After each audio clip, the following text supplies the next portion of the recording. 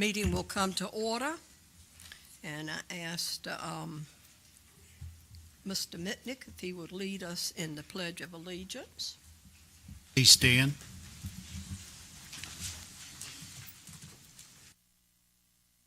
I pledge allegiance to the flag of the United States of America and to the republic for which it stands, one nation, under God, indivisible, with liberty and justice for all. Please be seated. Thank you, Mr. Mitnick.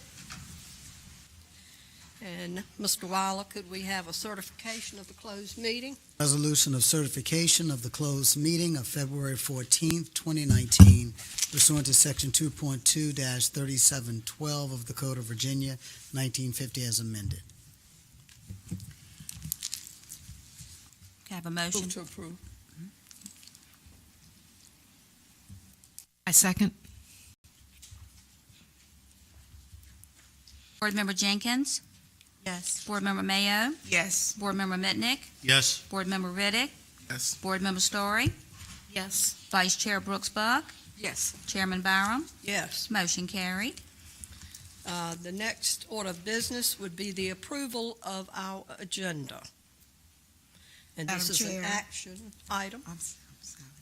Madam Chair, I move for the approval of the agenda as presented. Second. Board Member Jenkins? Yes. Board Member Mayo? Yes. Board Member Mitnick? Yes. Board Member Riddick? Yes. Board Member Story? Yes. Vice Chair Brooks Buck? Yes. Chairman Byram? Yes. Motion carried. Public speakers on agenda topics, I believe we have none. No, we did not have anyone sign up for tonight. Okay, and next we have reports by the superintendent, Dr. Whitney. Thank you, and good evening, everyone. First, we'll have our good news report. I'm going to call to the podium Ms. Beth Ann Bradshaw, our Public Information Officer. Ms. Bradshaw. Evening. Each month we take this opportunity to share with you and our viewing audience at home the great things that are happening in our schools each and every day, our outstanding students and our staff. Tonight we wanted to recognize that Virginia Governor has designated the week of February 18th to the 22nd as School Board Clerk Appreciation Week in the Commonwealth. So we want to take this opportunity to recognize our own Cynthia Chavis, who has served as the clerk for close to 20 years. The governor's resolution reads, whereas school board clerks throughout the Commonwealth are appointed by law to fulfill the duties and responsibilities, and whereas school board clerks are responsible for keeping accurate records of meetings and proceedings of the local school board, a record of all receipts and disbursements, and a record of all official acts, and whereas school board clerks perform other duties in connection with school business of his or her locality, as may be required by the school board, and whereas school board clerks maintain frequent contact with the public, including parents, employees, and the media, on behalf of the school board and the superintendent, and whereas school board clerks in the performance of their duties are often required to work extra hours attending school board meetings, and whereas school board clerks provide an invaluable service for school board members and superintendents and help ensure that students achieve their highest potential. Now therefore, I, Ralph Northam, do hereby recognize February 18th to the 22nd as School Board Clerk Appreciation Week in the Commonwealth of Virginia, and I call this observance to the attention of all our citizens. So I think we should give Ms. Chavis a congratulations for another year. I'd just like to say I've known Cindy more years than we can almost count. But anyway, we go way back to childhood, riding school bus together to Forest Glen High School. But I have worked with her on this board for 10 years, of her 20, I guess, almost 20 years. Gosh, time really goes, doesn't it? But anyway, I want to thank you personally on behalf of the board for all the good work you do. All of us know the hard work you do. And, sometimes you appear on my doorstep at 2 o'clock in the morning or 4 o'clock in the morning with a little package or, a lot of packages sometimes. And we really do appreciate what you do. And you've been a valued employee. And thank you so much. Anyone else? I'd just like to say thank you for leading me and guiding me and directing me and sort of telling me what to do. So it works for me. I thank you. I really do. I've hardly known you, but you're phenomenal. You do a great job. Thank you very, very much. I just want to say personally, I thank you. You are a essential piece to the operations of this school board. I can imagine it would be extremely difficult without you. And from the bottom of my heart and depth of my soul, I want to say thank you for going above and beyond, doing the job that you do. Because of you and how well you operate in your position, it helps us all carry out our mission and our goal, which is to propel Suffolk Youth forward in the right direction. And once again, thank you. I would also like to say thank you, and I've known Cindy for some years, having been employed with Suffolk Public Schools and retired from, and she has always been an excellent worker, very hardworking, very dedicated, and we certainly do appreciate your commitment to Suffolk Public Schools, and we thank you for everything that you do for us. I'd like to say thank you for keeping us straight and keeping us organized. Thank you, Cindy. And I would like to say thank you because, like Mr. Rick said, because you're so great at what you do, you make us look good and you keep us in line and you keep us in check. So thank you so much. And next, Dr. Whitney, you have. Yes, ma'am. You'll note the next item on the agenda is the high school class schedule adjustment. I'm going to call Dr. Stanette Bird, our Director of Secondary Leadership, and I will say this to qualify this item. It's not a change in start time. It's a schedule change that he'll give us more information about. Dr. Bird. Thank you, Dr. Whitney. Greetings, Madam Chairman Byram, Vice Chair Brooks Buck, members of the board, and Dr. Whitney. It's my pleasure today to talk to you about some schedule adjustments that we are making to the high school schedule for the 2019-2020 school year. During this presentation, I will just share an overview of our current schedule and then enlighten you on the proposed modifications for next school year. At that point, I'll take a break and answer any questions you may have. After that, Andre Skinner, coordinator of Career and Technical Education, will come and join me for the second half of this presentation, where we will talk about the effects on the College and Career Academy at Pruden. We'll discuss some budgetary implications and benefits for our students, and then another question and answer period. All right, so what you will see here is our current high school schedule. And for those who may not be aware in our viewing audience, we are on an odd-even day schedule.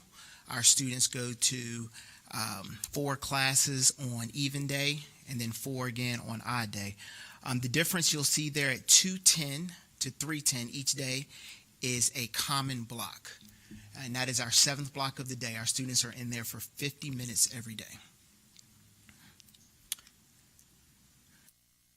This next slide shows the modification. This is something that we've discussed for several years now, in which we would like to take the everyday block that is at the end of the day and move it to the first block of the day. What this will do is create a common room that all students report to every day, almost like having that home-based feel at the high school. It will assist with things such as disseminating information to students. And once again, there is no confusion as to where all of our students will be during the first block of the day.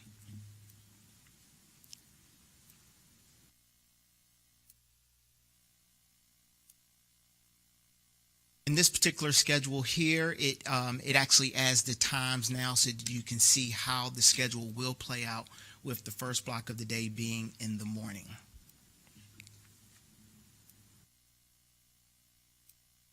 I'll just pause here for a moment to answer any questions you may have. Bird. Oh, go ahead. Is there a need for the change? Mm-hmm. Well, a couple things we found out once again is that throughout the years, that first block of the day, our students, if it's an A day, they may be in one class. If it's a B day, they're in a different class. So we really did not have that homeroom feel at the high school.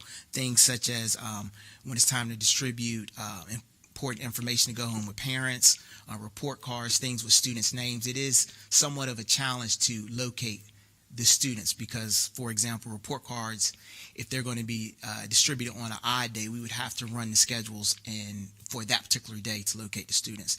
The other piece is all students aren't in school for 7th block. Our seniors have early dismissals, so this will just provide that homeroom feel for our students. Would they still be assigned a homeroom in the beginning of the school year? Their first block would be their homeroom. Okay, so it would be no more homeroom assignments. Correct. And currently the way it works now is the first day of school, maybe day or two of school, students report to homeroom, what we call a homeroom, to get their schedule, and then they don't report to that classroom anymore. So this would be taking the place of that. Correct. But it would be long-lasting versus temporary for just 2 days. It would be the whole duration of the school cycle. That's correct. Okay, I got you. Every day, all year, first block would be their same class. Dr. Bird, this would still be a class block, correct? Excuse me? Would this still be a class block, or they're choosing it's still Yes, a class? it's still a class block. It's still 7 students are taking 7 classes. It's Right. just a matter of moving to the first block. How does it affect moving 7th block, that timing, to the first block? How would it affect those students who traditionally would leave early at the end? Or is that further in the presentation? No, actually, that's a great question, which I can go ahead and address now. One of the things with our high school schedule is that we do require, for students to have a full schedule, they have to take 5 classes. So the way the current year is set up now, in order for them to take 5 classes, a student who would like work release for 2 of their classes, on an A day, they may have a 5th block class. On a B day, they may leave early that day and then not come at all on 7th block. So once again, there's kind of that challenge there between, is this a day where a student has a work hour during this time block, or is it not? So those are some of the things that are alleviated by the new schedule. Now a student who is requesting to have 2 work blocks or governor school or other things like that, they have a standard 5 classes every day. And when it comes to those 2 blocks that they have work release, it's the same time they would leave every day, which could be right after lunch or right before lunch if they choose.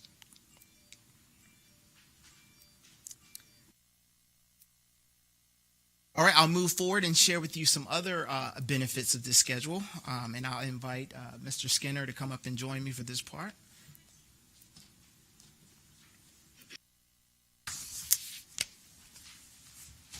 So, implications to the College and Career Academy at Pruden. All right, so one of the recommended changes that we are looking into next year is to have our CCAP students report to CCAP for the entire school day. Of course, going even and odd day. So what you will see is created here is 8:45 to 9:15. All of our students, including CCAP, will be at the base school for that 50-minute block every day. So once again, our students they have a home base to report to every day. Their Pledge of Allegiance is now at the base school, moment of silence, all of those things. They get to hear all of the announcements that are made each morning about their school. Then at 9:20, those students will leave to go to CCAP and remain there for the entire day. So they'll get 3 credits over at CCAP. And then on the alternating day, they'll have 4 classes at their base school.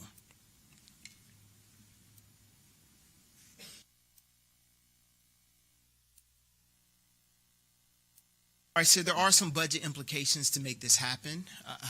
One is we would need to offer lunch to our students over at CCAP.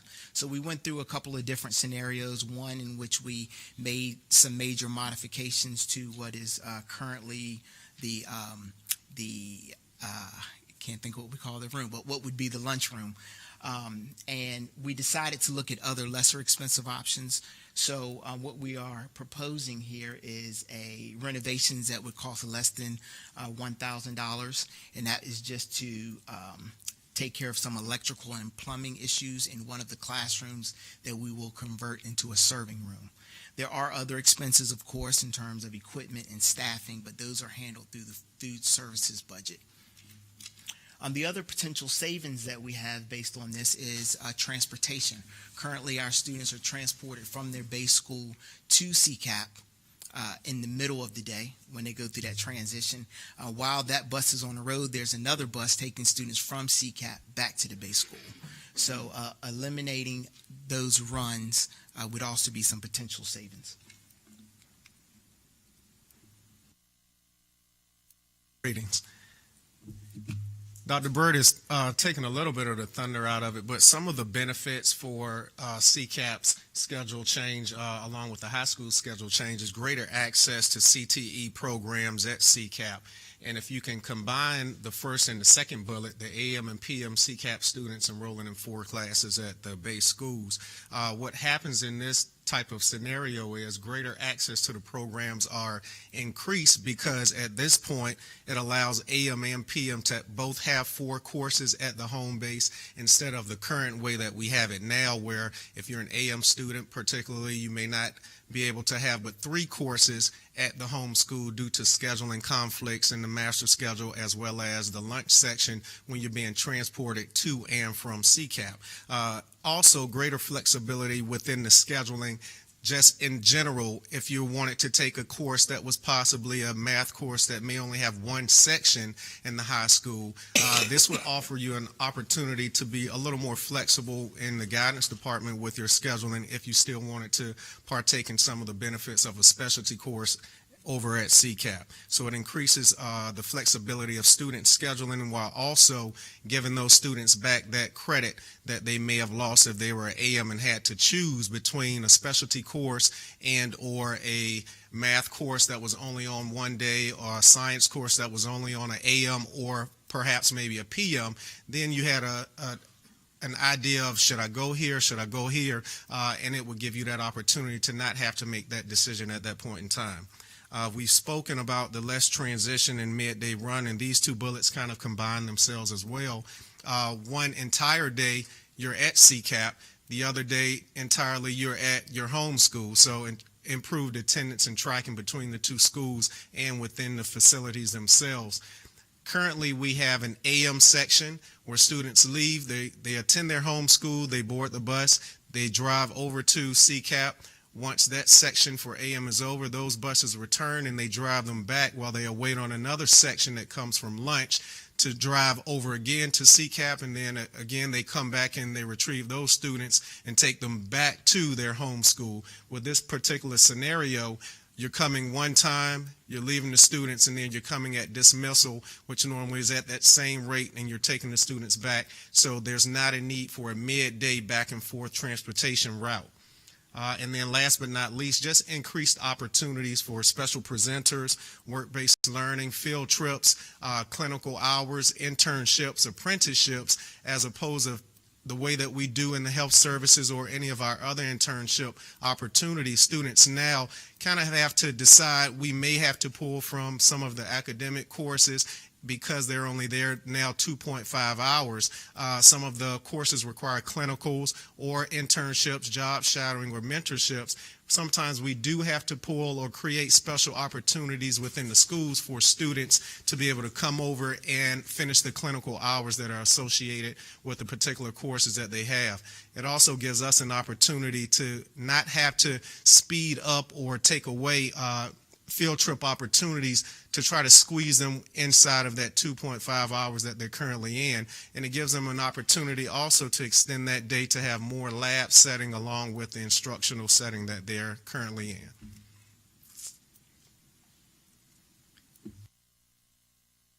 All right, so the considerations, once again, are the budget implications related to serving lunch, professional development for CCAP teachers. We recognize that for a teacher to now work with a group of students for 5 hours versus 2.5 hours, it does take a different level of planning.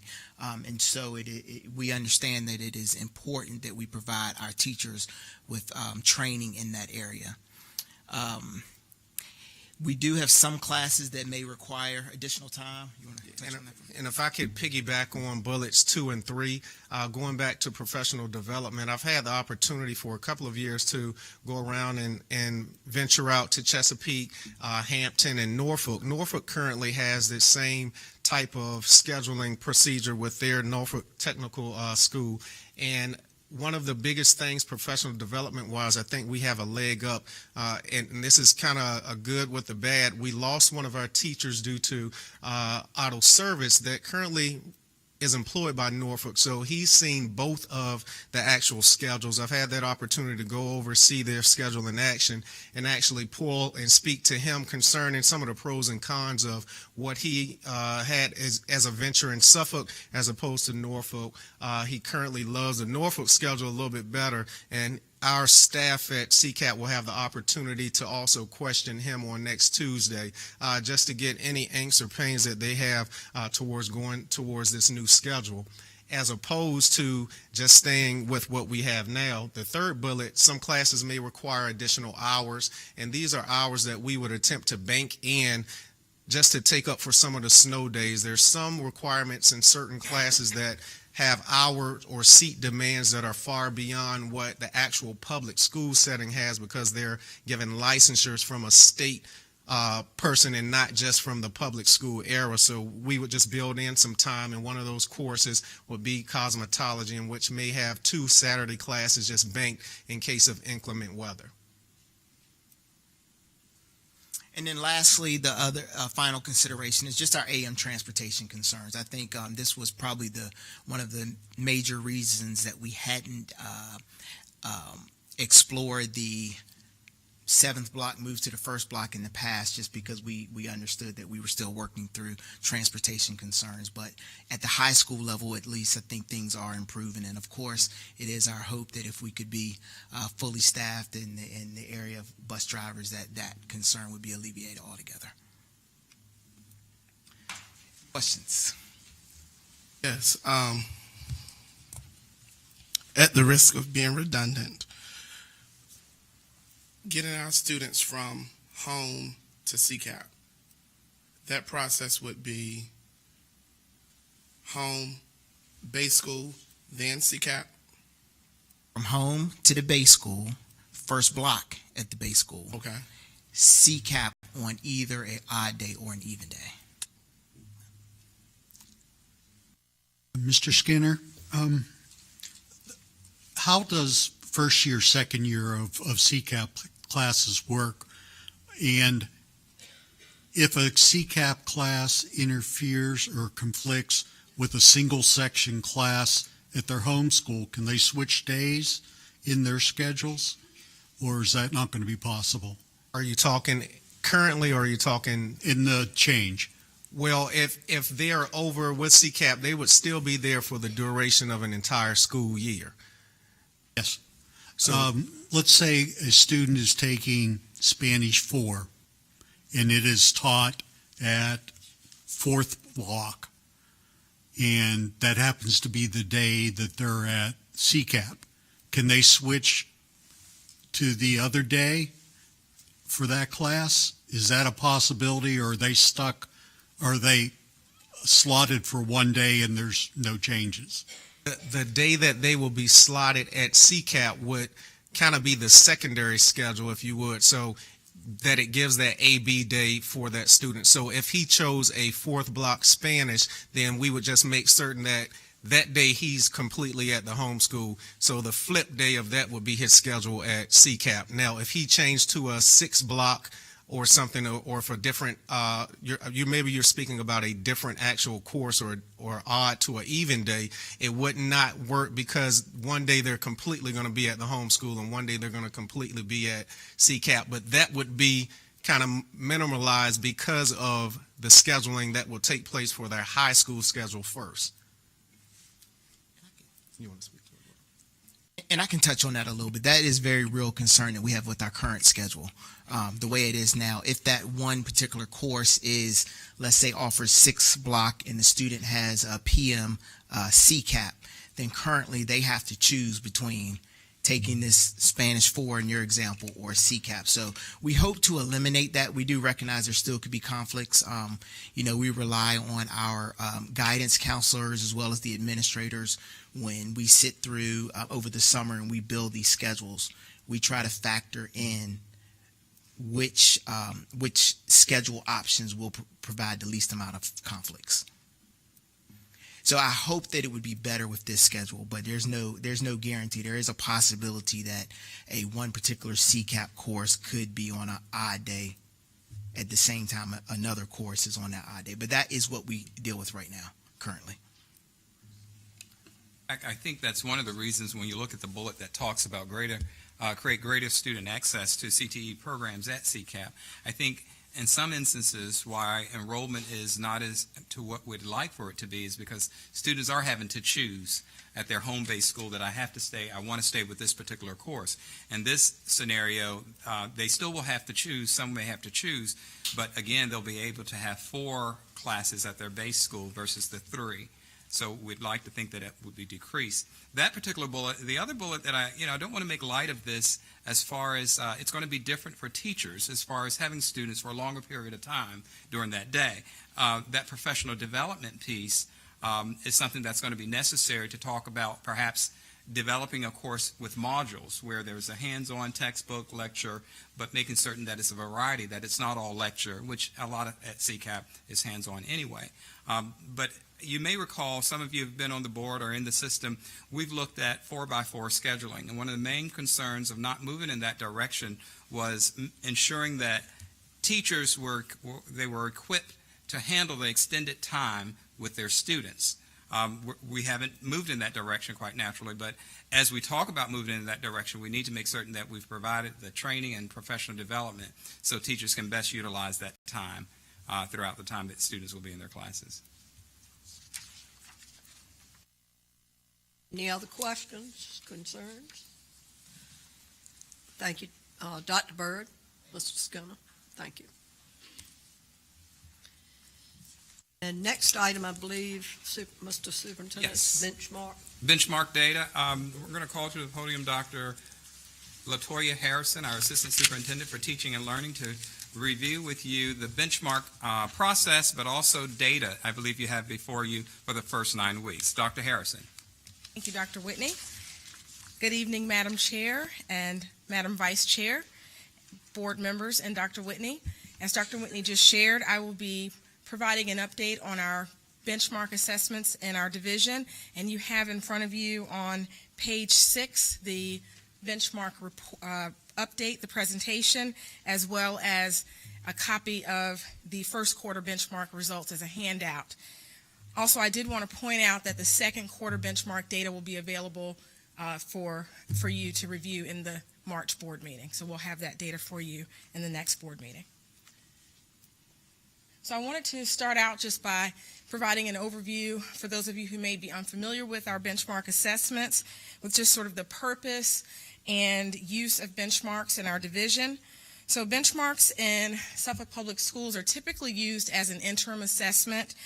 We use them to evaluate student mastery of skills and content that's typically taught during a 9-week period. Keep in mind there's some variation from grade level to grade level and depending on the subject matter, but in general, that's typically the purpose of our benchmark assessments. At the classroom level, our teachers use benchmarks to strengthen weak skill areas. So they use them to identify weak skills and weak strands that students might need additional support with. They also use them to identify specific students that may not have mastered a specific skill or strand. At the building level, we also have our principals use them to determine if there are issues with pacing or if there's a need for additional support school-wide or with specific grade levels or specific teachers or specific groups of students. At the division level, we use them to identify weak skill areas across the division and to target our professional development and support to schools.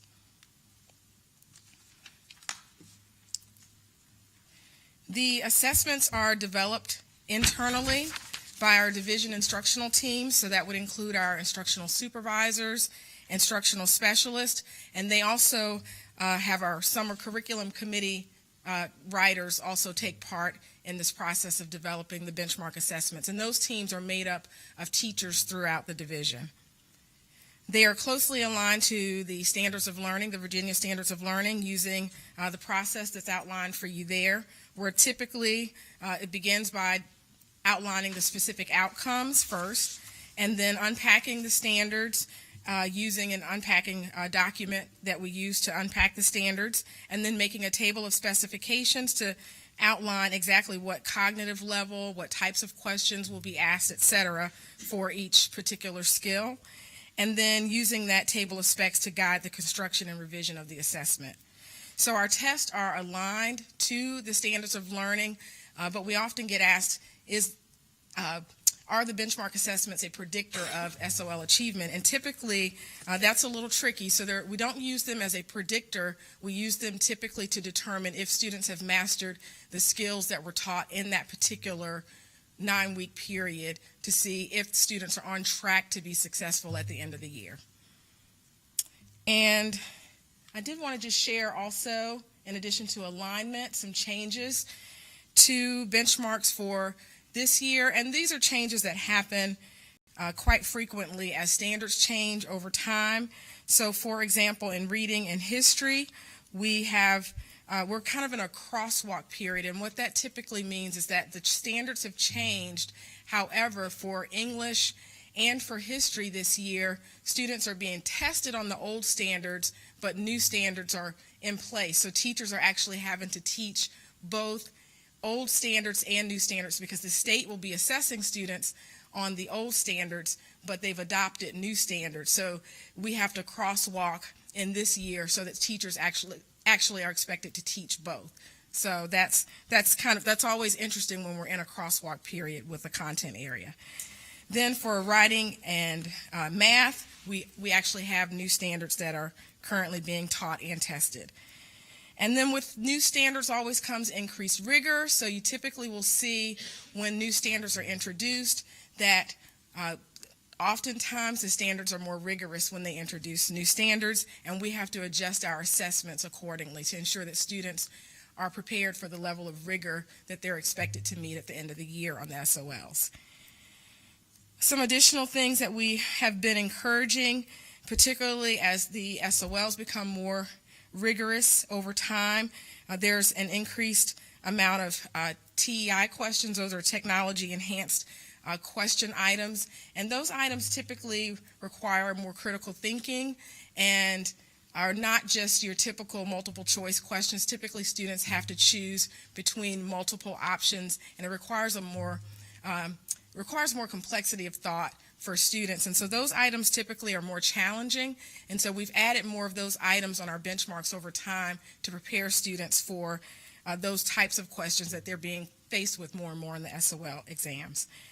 Also, there's a new tool that we are working with our teachers, and we'll be providing a lot more training on this moving forward, but it's in the use of Desmos. This is a new advanced graphing calculator tool that is currently optional to use, but as of next school year, all of our math SOL exams will be required to use Desmos, which is the new online graphing calculator. So we're phasing that in and working with our teachers on using that particular tool when they take the benchmarks. They're not required to use it for SOLs this year, but we want to try to ensure that teachers are starting to get comfortable with that.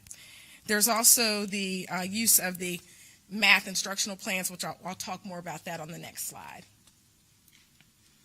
So supports that are provided, typically our instructional team, our instructional supervisors, instructional specialists, and pretty much the entire instructional team works directly with schools, with teachers, and with coaches providing support. We have regular monthly coaches meetings with all of the elementary coaches, and in those meetings, that's where our instructional supervisors and specialists will break down the benchmark test. They will spend time analyzing the data, the results, and looking at the weak skill areas with the coaches. And in those meetings, they actually work on developing lessons and strategies that they can share with teachers in their schools to help reinforce some of those weak skill areas.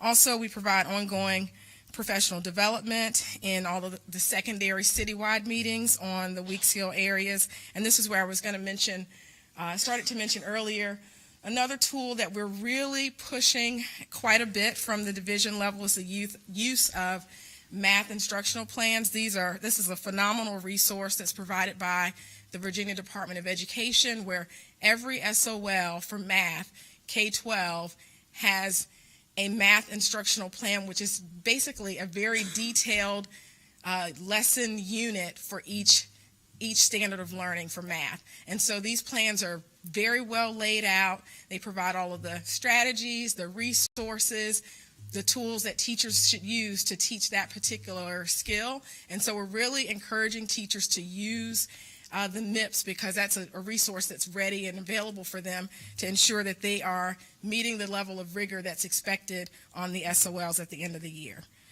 Again, Desmos I mentioned earlier. We also provide daily reading and writing warm-ups in the middle schools, math spiral reviews, benchmark and content review notes, and then targeted support to the schools with the greatest need. So that concludes just the overview part of this. I wanted to also just take a moment to open it up to any questions you might have.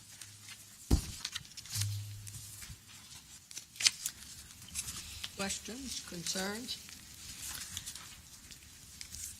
Dr. Harrison, with MIPS, you said it's complete lesson plans. They are lesson plans, but they are usually over maybe a 3 to 5 day period. So it's the plan for perhaps maybe a week. It's more like a unit plan, if you will.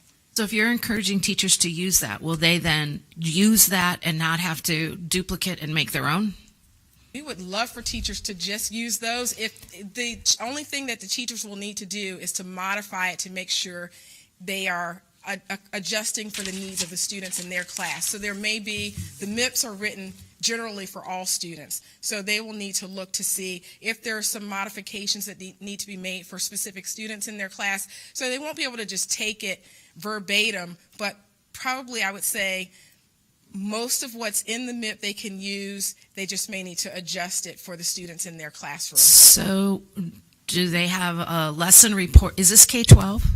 This is K-12, except for, I think, calculus. Some of the more advanced math classes currently do not offer the MIPS, but most of our elementary, middle, and high school math courses So is this offer them. easy enough to just cut and paste? And that's something, and we thought about possibly just photocopying them, but the challenge with photocopying them is that it's helpful for the teachers to go in to the Word document and edit it for their students. And so if we photocopied them for everyone, we would lose that ability for them to be able to go in and make the edits in the actual document for their own use. So can they cut and paste into whatever, are you going to require another document for them? No, we want teachers to use those MIPS. Absolutely. So they know that there's no duplicate lesson plans.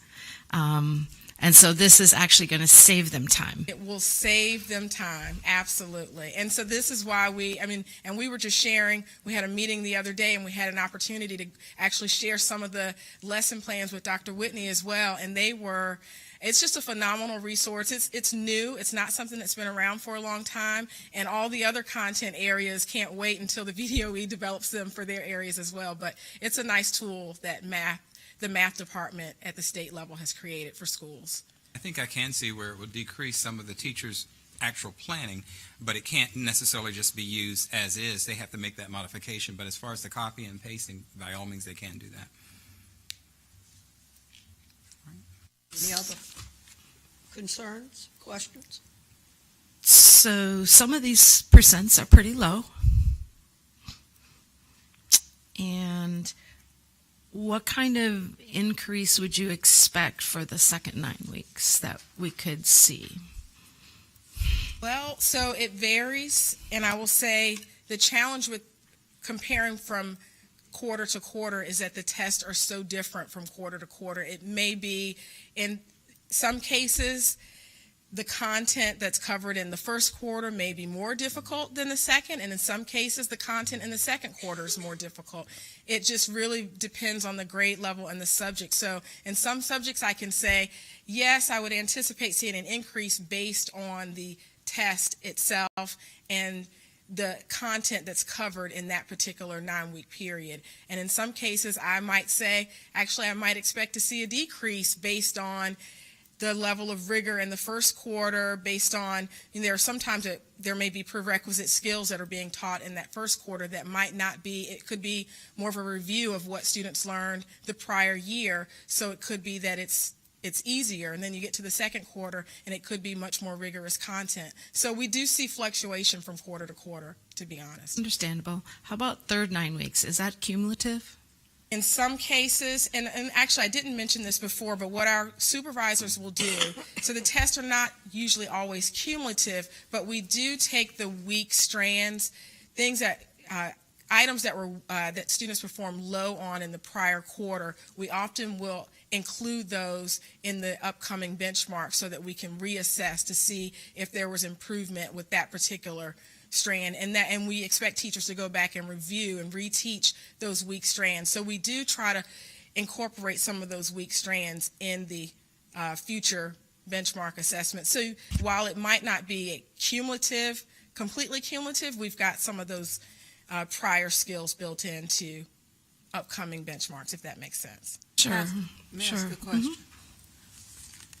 These are criterion reference tests. Correct. Okay, so they aren't meant to compare. They are not. They are just meant to look at mastery of a specific set of skills. That's exactly correct. Okay. So they Except are for used- the we use them- SGA. That's Right. the only one that's more of a, and it's not norm reference, but that's a pre-test. The one I think that's at the very end of your document, that's not, technically is not a benchmark, but all the others, yes, are criterion referenced assessments. And so the purpose of this would be to look at what things are missing with students and then to go back and emphasize that in the classroom. Absolutely. Is that correct? That's exactly it. So I would still say that if the topics that are being covered in the first 9 weeks, that's often the material that's the furthest away from the test. So if we're really weak right off the bat in the first 9 weeks, that's a lot to keep making up and go back and teach in order to keep covering the entire amount of material. So when you're really, I'm looking at some of the science scores, when you're really low in the first 9 weeks, that material does have to be remembered come May. And if you have to keep reviewing and going back, it's harder to keep adding new material. So I wish some of the scores were stronger, that they've really learned the material and we're not relying on reteaching, because that gets into a cycle of finally you have to move on, but then you have to go back. It gets to be, if these were really strong, then we could count on, we know them, and then we can move on. See what I'm saying? I do see what you're saying, Okay. yes.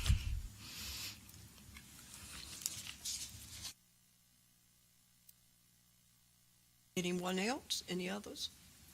Any comments?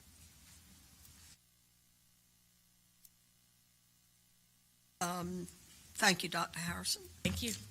The last item, as far as reports by the superintendent, is simply the calendar of special events, and you can see in the memo that's provided for you two things I want to point out. Of course, we have the Suffolk Education Foundation's gala on Friday, February 22nd, and we also have the non-traditional career extravaganza on Thursday, February 21st.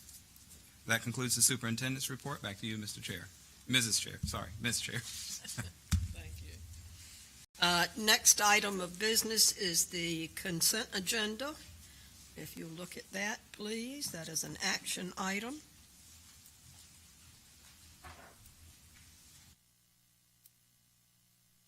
Madam Chair, I move for the approval of all items on the consent agenda as presented.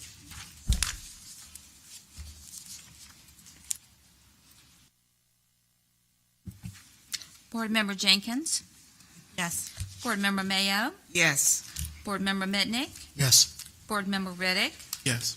Board Member Story, Yes. Vice Chair Brooks Buck, Yes. Chairman Byram, Yes. motion carried. Next order of business is unfinished business, and we have ordinances. This is the second reading of ordinances number 18/19-50 through 18/19-67.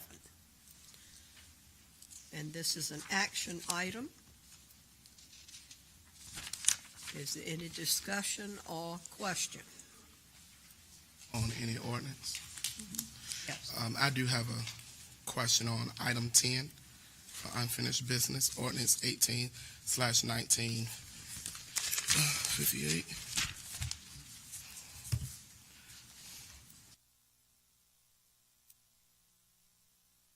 In that one, you would see the following wording: the principal or the principal designee makes a responsible effort to contact the parent or guardian and have the parent or guardian in attendance for the conference. If the parent or guardian cannot be present for the conference, then the principal or his or her designee shall be present throughout the interrogation. And this particular ordinance is dealing with the investigations by law enforcement officers at schools, service of process at school, development of programs, report to law enforcement officials. I want to know what constitutes a reasonable effort to contact a parent. Generally, it's a matter of trying to contact the parent based on the contact information that they've provided. And if it's two parents or someone else that they have listed on the emergency card or emergency information contact, then we'll make effort to contact them as well. I recommend we pull this one out for a second vote separately. I don't know if you all would want to vote on them collectively, but this one here is one that I do find issue with. This is where potential litigation can derive from, and some parents work and are not accessible, and things happen where you just can't reach a person, and I don't think it should be the job of a school official or designee to serve in a place when a child is questioned by law enforcement. I can speak for myself as a parent. Under no circumstance would I be fine with that. If law enforcement would have any questions, then it should be the burden of the Suffolk Police Department and his or her Commonwealth Attorney officers to schedule and take care of that. That's not our stake. I think it depends on the situation. One of the reasons this is aligned with what the law allows as far as being able to speak with the child. I don't know if Attorney Wally would want to add anything. I think it does depend on the nature of the infraction. Quite naturally, if the police is coming to the school to interview a student, it's going to be something that's pretty serious. And 9 times out of 10, it may also be that the police officer has not been able to make contact with this student outside of the school environment. And that may be one of the reasons why they come to the school to try to do that interview. We do insist, the schools do insist, that at all possible for non-school related offenses, that the police department try to conduct that interview away from the school. But there are certain situations where that may not be possible. And I do think that in the situations where a parent cannot be contacted, you would want a responsible adult present when that interview is taking place. And there is no better person to be present when the parent can't be than to have a building administrator there. So this is sort of the stopgap measure in the event that a parent cannot be contacted. I still strongly am opposed to that. Our principals and staff are there to educate and facilitate education, not serve as ex officio parents. In that case, it's the burden of the Commonwealth as well as the burden of law enforcement to do their own investigation, not taken away from the time that we have hired them to do a job to serve as an ex officio parent. that's my stance on it. Judging by some of the situations going on throughout school systems as a whole, I would not want to put that responsibility in the hand of a non-parent. That I feel that's something that should be left between the parents, and if the law enforcement can't make arrangements to meet with the parents, that's something they're going to have to deal with. I don't think we should welcome that as our problem. Although it may be lawful, I ask that this board don't make it something that we abide in. That's their job. I have a question. As we review these are revisions. They're amending policies that have already been on the books. And the revisions are what is underlined or crossed out within the policies. So are we to be looking at just what's being amended, or are we to go back and look at the whole policy? I'm asking, Attorney. perhaps Mr. Waller could best answer that question. Right. Generally speaking, you're looking at how the policy is being amended. So you're looking at the strike-throughs and the underscoring. That's generally what you're focusing on.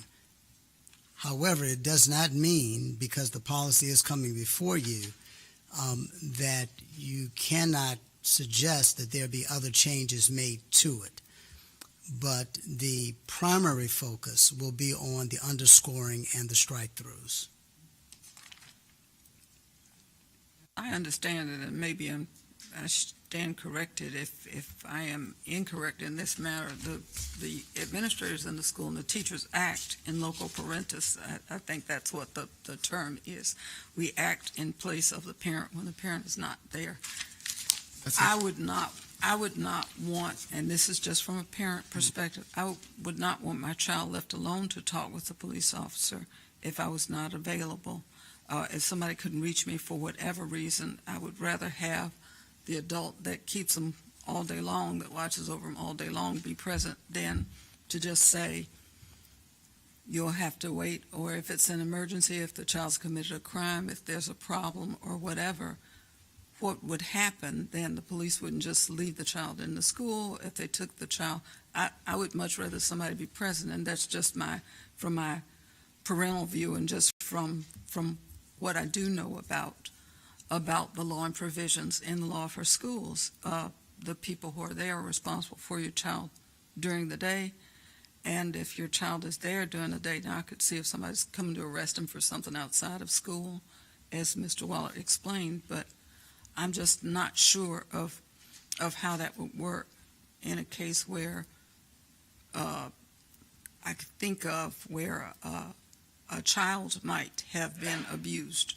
and then you wouldn't contact the parent for that. You'd have somebody present to talk with them, but the police might have to question the child. So I'm just wondering what would be the benefit of deleting the whole rule? I think we're talking about two different type of interrogation or investigation. From my understanding, I'm gonna mess it up, but the term you reference is for cases where child abuse or child neglect is informed. I do understand that, but I'm talking about in matters where the child may be the possible defendant or may face possible litigation on the child. According to the law, in my recollection of it, and correct me if I'm wrong, law enforcement cannot question a child under the age of 18 without a parent or guardian present. That's why this is in place now, correct? Okay, so if I can't get to the school for you to question my child, then law enforcement is just going to have to wait. And I know of some cases personally in other school divisions as well as in this immaculate city of ours where young people were questioned and the parent was not present. And let's be honest, ideally, principals should be in a position where they don't persuade nor intimidate. Unfortunately, in the world we live in, dealing with children, that is sometimes the case. Not saying it's intentional, but sometimes a child would feel more comfortable with their biological or custodial parent present versus that of an administrator. We don't know the relationship of that child and that administrator. I would take 100% offense for any of my children or 35 nieces and nephews to be questioned without a biological parent, guardian, or someone that is directly linked who has proven to have the best interests of that child at heart by love versus by job description. So if we have to go back and amend the wording in cases of child abuse or neglect, then the principal or his or her designee could stand in the gap. That's understandable. But if the child is facing potential litigation, I still stand on where I stood at first. I'm totally opposed to it. And I would ask that you be as well, as a board. Any other concerns?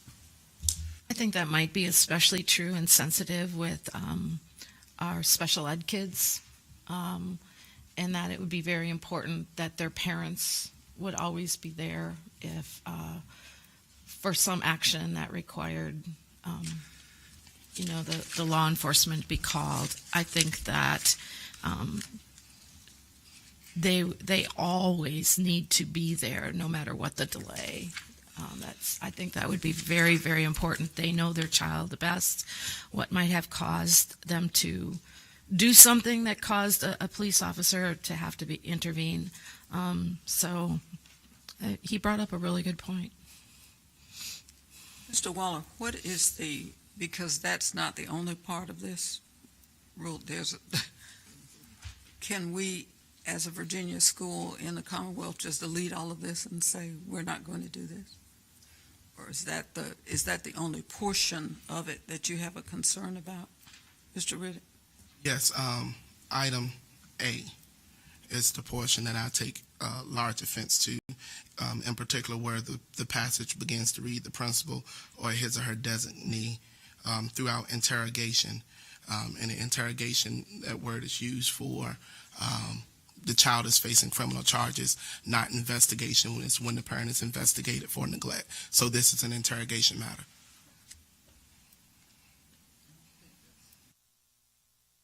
I have it in front of me. I said if you look further down, it includes a whole lot of things, but Right, I understand that's why I said that's item the only A part you is my take issue. exception to. Items underlined or bold or drawn through. It's here. been the policy all the time. That's So, why it's not. and I would like to say this: just because it's standard practice doesn't mean that it has to remain our standard.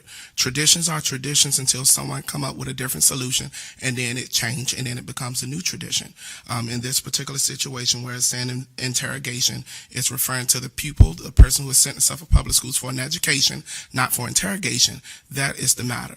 If it was dealing with a matter of investigation as far as child neglect and the safety of that child or ward of Suffolk Public Schools, then it would use that language. But in this particular item, in section 10-18.2 is not referring to that matter, and I strongly recommend either we revisit that part and see how we could take ourselves out of the hot seat of operating as a parent and lawyer for that child when that parent or guardian is not present, or either we could just ask Mr. Waller if he could research it and see what can we do about it. But I still stand on my initial stance as before. You could actually have your policy to read in such a way that there could never be any questioning by police officers of students on school property, period. I mean, you could have a policy of that nature if you so desired. I'm not sure how that will impact your working relationship with the local police department, but clearly you could do that. If there is some concern about this language, what I would advise is that maybe you table your action on this policy and let the policies committee look at this language and see if there's some alternate language that may be some middle ground or that can more or less clarify on what situations questioning by police officers will be allowed on school property. But that's how I would suggest you may want to handle it. If there is some concern about having police officers question students on school property, you may want to just table this particular policy, let it go back to the policy review committee, and let them come back perhaps with some alternate language. If we were to table it now, this policy will still be currently in place, correct? Okay, and my question is, it's not offense to law enforcement having the opportunity to come and speak with a child in situations regarding investigative purposes for child safety, child abuse, child neglect. That's 100% understood. I don't want to be misquoted or misinterpreted. What my offense is the exact language that is being used, where it says his or her designee shall be present throughout the interrogation. That does not mean the same thing as investigation in the sense of law. It's two different agencies, two different things. One is Child Protective Services that is investigating the welfare for the child, and the other is Suffolk Police Department that is possibly looking to do all the legwork that's necessary for the Commonwealth Attorney's Office to move forward with pressing charges on said ward that has been trusted in our care for education, not for us to mediate their dealings with law enforcement. I think we should leave the responsibility of the parent in this regard in the hands of a parent. If this is to go before the policy committee, I would recommend that we look at using such language that separates the two differences of interrogation versus investigation, and that is clearly expelled in policy, not in general terms, but clearly expelled, that if we are investigating for the sole purpose of child protective services, child abuse, child neglect, the welfare of the child being sexually abused, physically abused, mentally abused, then that wording should be allowed. If it's for the purpose of interrogation, where that child may be brought up for charges, then we shouldn't use it. For an example, there was a legal situation in the city of Suffolk in 1998 where a principal, the police came to the principal referred it to the teacher came back, and I do have it in black and white if you want to read it.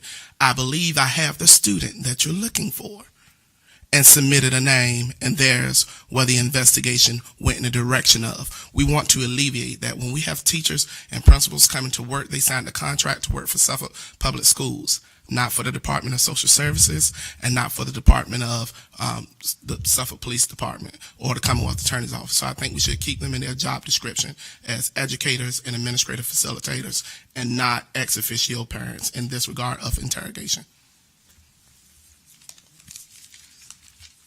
Let me just clarify something here. The use of the word interrogation in this policy does not mean interrogation as in police interrogation for someone that's being charged or potentially can be charged. It's pretty much meaning asking questions.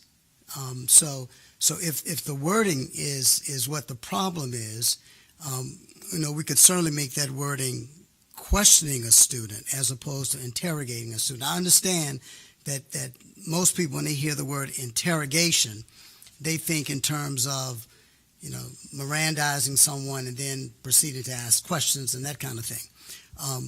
But this is pretty much just questioning a student. Now, it could very well be that, and again, this is an area for the policy committee to consider. It could very well be that the policy could read where if the student is subject to being charged, that the questioning cannot occur unless the parent is present. Whereas if the student is merely a witness to something, then the police can maybe question the student. But if there's a potential that the student can be charged with an offense or is the subject of the offense, then maybe you may want to have the parent there. But again, those semantics are something that I would suggest that you let the policy committee take a look at. I'm in agreement of letting the policy committee take a look at it. However, I want to be quite frank. This is where I stand. I don't want to dance with words or policy and procedure. I want us to make sure that we're clear, because the same way how you interpreted the word of interrogation, it's open to interpretation when we have these policies by the reader. Whatever is their motive, is the intent, they're going to manipulate and bend policy to justify what they want to do. People play with policy all the time, and even in witnessing, I still think it should be up to the parent and the child. That's not the place of the school system. So we can yield it, this particular policy, this particular ordinance here, over to the policy committee. But I just strongly encourage we take those aforementioned statements in strong consideration.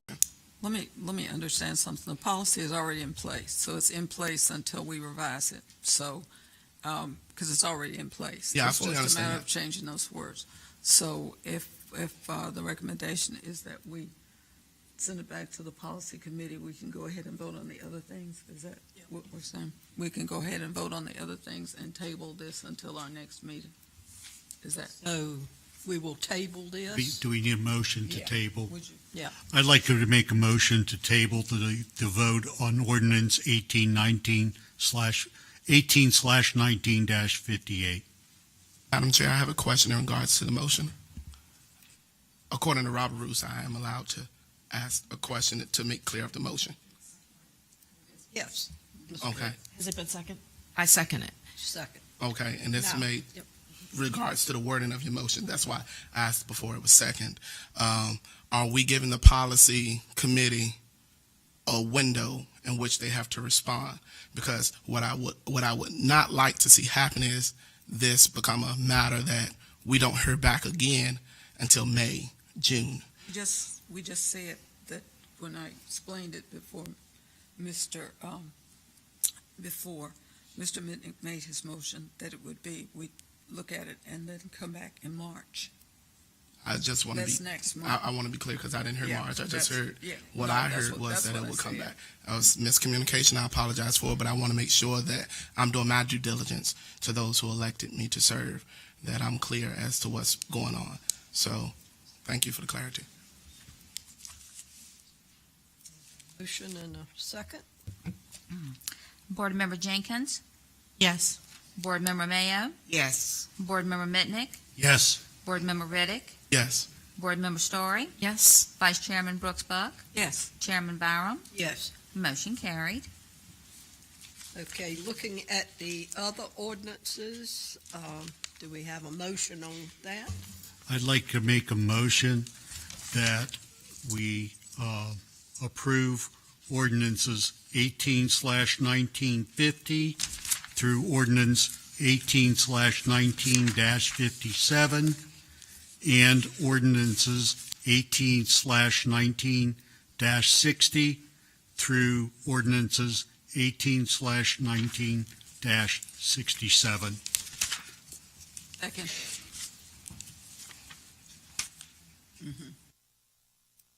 Board Member Jenkins, Yes. Board Member Mayo, Yes. Board Member Mitnick, Yes. Board Member Riddick, Yes. Board Member Story, Yes. Vice Chairman Brooks Buck, Yes. Chairman Byram, Yes. motion carried. The next order of business, the Children's Center requests for shared space. Dr. Whitney? Yes, ma'am. I placed this on the agenda. I had a meeting with the executive director, Mrs. Rosalind Hutchins, in my office regarding a request that they have to use Booker T. Washington as a space in which they would house a preschool program, 3- and 4-year-olds. While it's not an action item, I'd like to ask that I bring back a memorandum of agreement next month for you to vote on. With that in mind, keeping in mind that the memorandum of understanding would include if space is available. And I say that we would have to judge that each year. Currently, there is space available, but what we would include in the MOA is to suggest by a date each year, we would let them know if it can be renewed, the partnership could continue. This would allow them to use a classroom for their preschool program at no cost. It's just a shared opportunity working with 3- and 4-year-olds for the most part that may very well be zoned for Booker T. Washington. So it's an opportunity for a partnership, and it's something that I can support, but wanted to know if you would support the idea of us moving forward to explore MOA. Any questions, concerns? One question for the Excel program you'd like to do, and you were talking about 2 sites. If we give away that extra space at Booker T, you haven't mentioned yet, and that's fine, but just take into consideration that we don't want to give away. We have very little extra space. So if we go through, with that, I don't want to give away space. Absolutely. If, you're going to be looking for space for a new program. We would definitely look at that. In fact, the MOA would not be a commitment for a number of years. It would be year by year that we would let them know if we have space by a certain date that we would agree upon. But yes, I certainly understand that we want space for the Excel program. My question would be is I know sometimes in schools when you have an unassigned classroom, the teacher assistant or someone who volunteers would come in and they could take students out and use that room as extra space where you can go in and provide extra help to those students who need those extra helps. Would we be impacting any of that type of activity going on at Booker T? Well, you're right. Whenever there's extra space, the building principal and team, they use that space. They find a reason to use it. But having conversation with the building principal, she's very aware that this is on the table and said that they certainly could make it work, meaning that if they did have something in that particular room that they could shift it somewhere else. It would not impact them in a negative light. Okay, thank you. Next question. Sorry, just thought about this. Sure. Would the Children's Center be responsible for transportation of their students to and from and responsible for the additional lunch or items that will be required? Absolutely. They simply are using the room. Just That's all the they're space. using. That's it. They'd be on our same schedule as far as when we close, they would close and so on. Yes, just the room.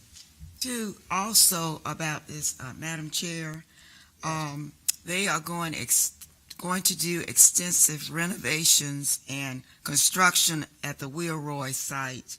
I do understand that this will be happening, and so they're going to need this space in order to continue their program too.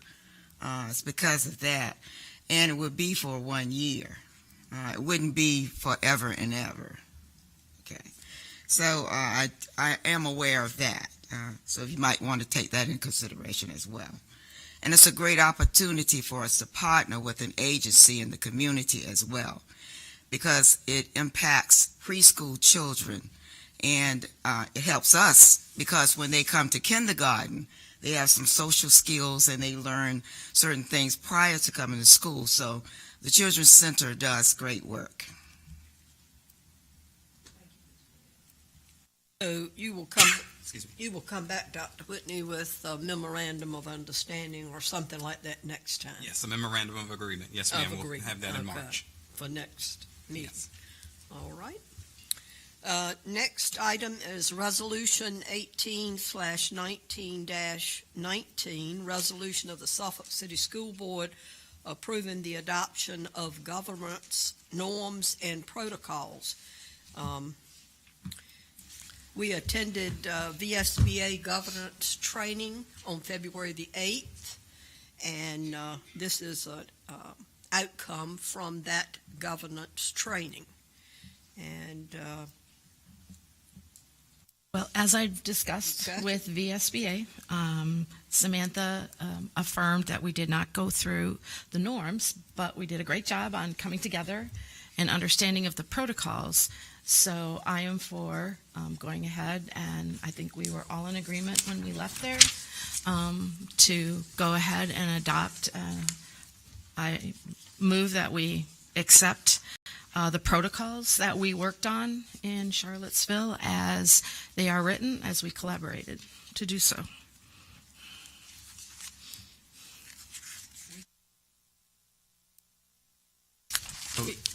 The protocols, the norms, and the violations are all one document.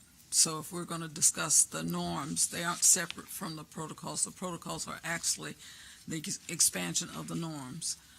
So if there's a norm we have in question, then why don't we discuss the concern that you have so that we can go ahead and do this?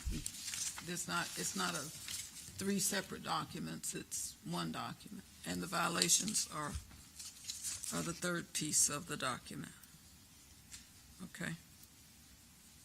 Well, then I withdraw my motion and I suggest we table this until we can, as a board, go through the norms since we haven't gone through those together.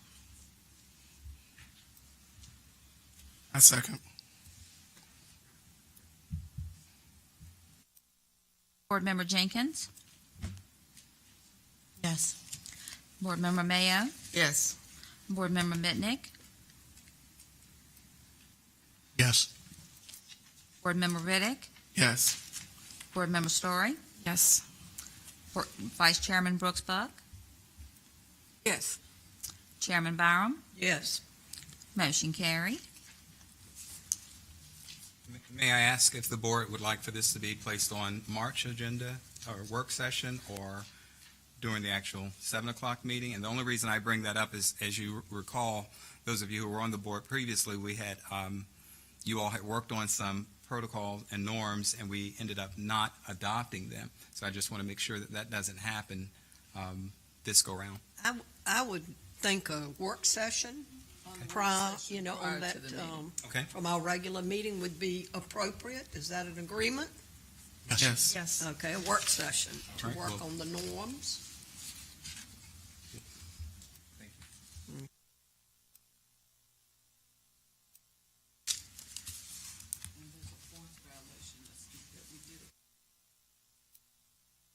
Excuse me, Dr. Buck. There was a fourth violation. That's not on here. included. That's not included. That needs Okay, to we'll be added. bring because that we up did at that discuss time. those. Yes. Okay. All right. Anything else on that? Next item is the superintendent's proposed budget. At this time, I'm going to call Mrs. Wendy Forsman, our Executive Director of Finance, to share with you the proposed budget for 1920. Mrs. Forsman. Good evening. Tonight, it's with pleasure that we bring the superintendent's proposed budget for 2019-2020. The first slide will depict for you each of the funds that make up our budget, and the operating fund will increase to $153.4 million, or 3.11%. It's on page 28, if you don't have that yet. The grants fund will increase by 2.64%, or $300,000. And the food services will increase from $8.2 to $8.6 million, or 4.46%. So overall, our budget will become, as a total, $173.7 million, and it'll increase by 3.14%. When we look at the history of state funding, you can see here that the state funding increases to $90.5 million under the governor's proposed budget. Please understand that that's the budget that we currently have. The House and Senate have come out with theirs, but they have not come to some sort of resolution, so we have to go with the governor's budget that was proposed in December. This is finally higher than the 2008-2009 funding, which is nice, by $4.1 million. When we look at the individual items under state revenue, these are the items that have changed. So the compensation supplement increased, or was added for $2.7 million, and that is to cover the 5% raise over the 2 years of the biennium. The basic aid and sales tax, if you remember last time in our work session, those two work in tandem with each other, and so they are increasing by $621,845. The at-risk funds increased by $284,132. Supplemental lottery funds increased by $241,046 under the governor's proposed budget. Then small items increased and decreased for a total of $148,000, various programs based on student enrollment and students served. So that's a bunch of small items. And then the regional tuition for CSEP decreased by $408,000. So as a total, the state revenue increased by $3.6 million under the governor's proposed budget. When we look at the history of city appropriations, this budget is requesting an additional $1 million from the city in appropriation. So we would go from $59.8 million to $60.8 million. And again, that's a request to the city. The operating fund, if you break it down, looks like this. The state revenue is $90.5 million, or 59.3% of the budget. The Next one is a city appropriation for $60 million, $60.8 million, or 39.64% of the budget. Federal revenue makes up a very small percentage of the budget. I will remind you that that's the impact aid, Medicaid reimbursement, and JROTC reimbursements. And then other funds, $948,880 is 0.62% of the budget. And that includes things like rental for the buildings, tuition reimbursement, refunds of rebates, sale of equipment, those kinds of things. So you can see it's a very small percent of our overall operating budget revenue. So when we look at it as a total, our state revenue based on the governor's budget increases $3.6 million.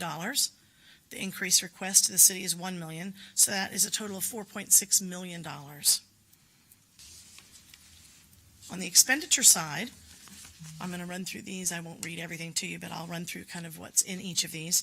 The teacher proposed raise is 2.25%. For support staff, that would be a step plus a 0.5 cost of living increase. 6 additional school counselors as required by the governor's proposed budget. Oh, wait, backwards, hold on. 1 additional CTE teacher for $57,000. We were in year 2 of 3 of the nurses program for the nurses' salaries, and that is year 2 cost here. The next item is the bookkeeper salary differentiation between elementary, middle, and high school for $33,000. Stipend changes, as you know, national board certified teachers, we will increase that to $1,500. That's our portion that we match. And then we're also increasing, or adding a stipend for PE and school counselor lead. There's an increase request from the communications department. The Excel program, instructional program that's being proposed is 4 teachers for $368,372. The Pruden Boulevard payment at $224,600. District field trips that were added. Boulevard property. Oh, I'm sorry, That's property, all and I looked down, not up. I'm That's all right. sorry, Dr. Whitney. Pruden Boulevard property, not payment, the property itself. I apologize. That's currently CCAP, obviously. That's CCAP. We referred to it as Pruden years ago.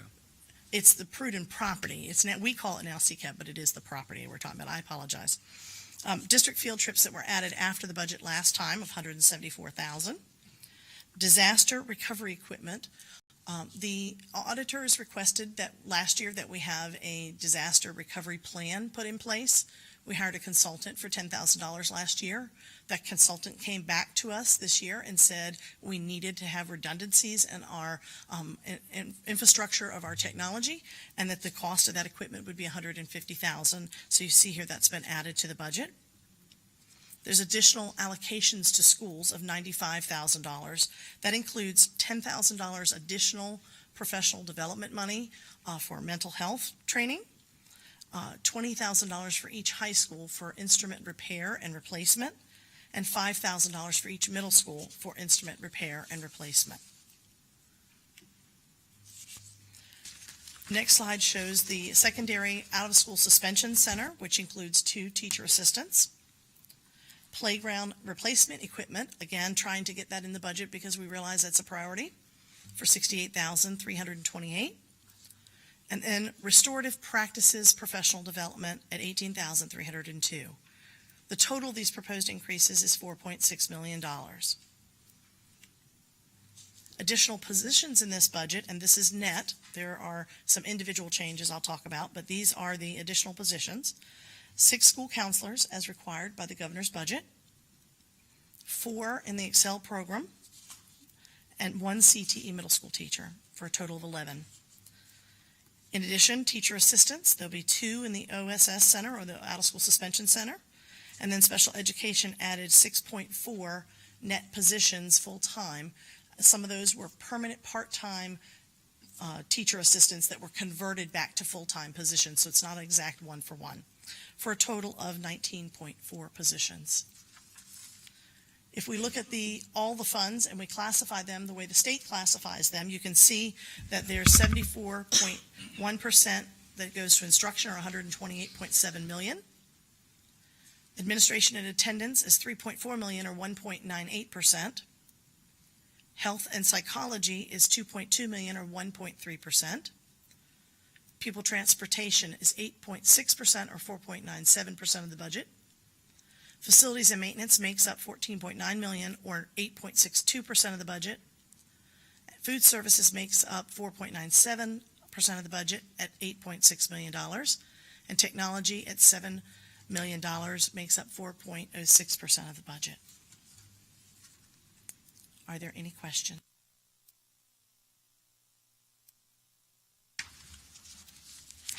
The bookkeepers. Yes. Is that additional due to differentiating? You talked about differentiating bookkeepers, whether they were at elementary or high school. Is that adding bookkeepers, or is it due to differentiating their pay? Differentiating the pay. So elementary be at one pay grade, middle would be at another pay grade, and high school be at a different pay grade. So I notice, and I'm going to say this again, I really feel, and because we're encouraging, and I'm going to say why, because we're encouraging our kids to go to CCAP and learn trades, get licensures, and how important that is to keep being an adult learner, keep getting, you're an electrician's helper, and then you're an apprentice, and then you become a master electrician. I really feel our tradesmen also deserve to have that differentiation. And right now, whether they're a helper or a master electrician, please correct me if I'm wrong, they're all on the same pay. They're not. No, there is differentiation. There is a differentiation between them? Yes, absolutely. Okay. Yes. So that just doesn't show up in this part, right? Correct? Well, we weren't proposing anything new. That's something that is already It's already taking place. been? Oh, yes, absolutely. A helper does not get the same as someone who's certified. Okay. They're not on the same scale. They're not on the same. No. So we've differentiated that. Yes. Awesome. Thanks. Great. My misunderstanding. In the playground part, obviously we looked at that study, and I'm all about replacing equipment because it's long overdue. But would it be, I guess, I think you could make this adjustment, but as we replace some equipment, like as we tackle one school at a time, also take on access to that playground so we become ADA compliant, versus just new equipment, but then our handicapped kids can't get there anyway. So, or a teacher. I think we have a teacher that case. So if that includes this, but I hope that we are strategic and we keep adding money to upgrade our playgrounds, since I think they're non-compliant, they're very old, they're very behind, and very dangerous. They do need to. I wouldn't say they're very dangerous necessarily. We had the assessment done, and while the assessment, as was pointed out during the last meeting, it was from a particular vendor, but it gave us some good information as far as safety items, things that weren't safe, things that need to be changed. And our staff internally, we were able to make some of those adjustments. As far as the $68,000 that you see included in the budget, it is a matter of looking at those playgrounds that need the most attention first. It may not be fixing or completing. Obviously, $68,000 is not going to do a lot for a playground. Equipment is very expensive. But I think we need to develop a plan, much like we did with HVAC, a priority list, and kind of stick with that list. Stick with that list as far as including it in the budget, but also if end-of-year funds become available, addressing it in that manner as well. When do you think you could have that that plan laid out that we're going to stick to? When could, and the approximate cost, and do you see a need for a non-invested party to come out and give a good analysis based on how we now know that we're not in compliance with some of our things? Would that be important? I think that what the law speaks to, as we buy new equipment, we need to make certain that it's ADA compliant.